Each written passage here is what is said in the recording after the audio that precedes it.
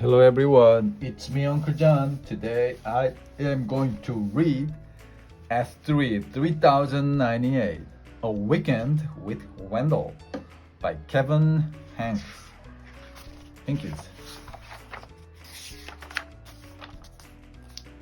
Summary of the story is this. Sophie does not enjoy energetic, assertive Wendell's weekend visit until the very end, when she learns to assert herself and finds out Wendell can be fun to play with after all. On Friday afternoon, Wendell's parents dropped him off at Sophie's house. Wendell's going to spend the weekend with us, says Sophie's mother, while his parents visit relatives out of town. Oh boy, said Wendell. Sophie didn't say anything.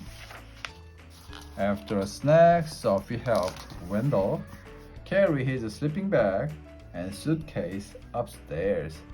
Well, what are we going to do now? Asked Wendell. Do you have any toys? Sophie pointed to her toy chest. Is that all you've got? Said Wendell. I've got 1,000,000 times more than that. What else is there to do around here? We could play house.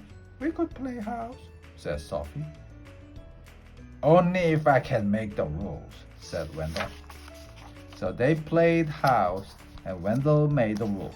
He was the father, the mother, and 5 children. Sophie was the dog.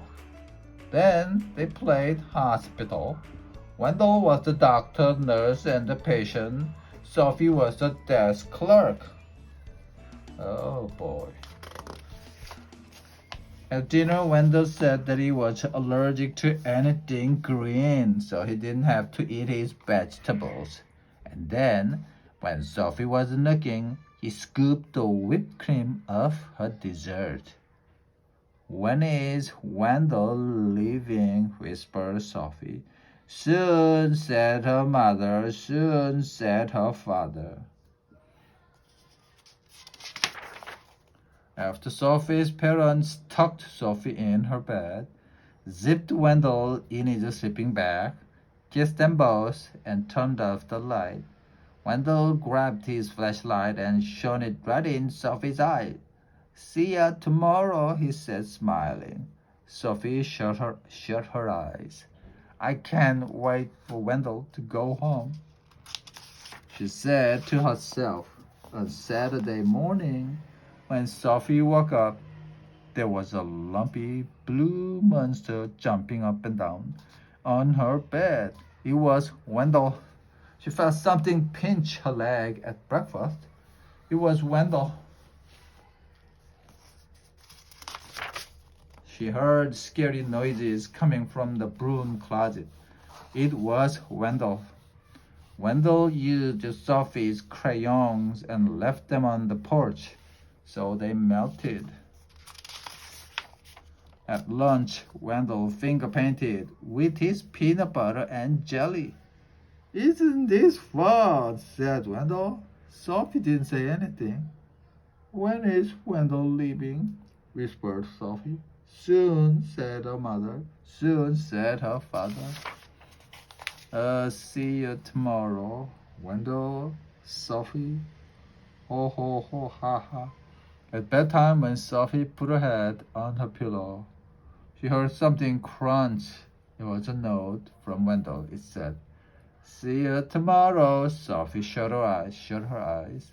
I can't wait for Wendell to go home, she said to herself.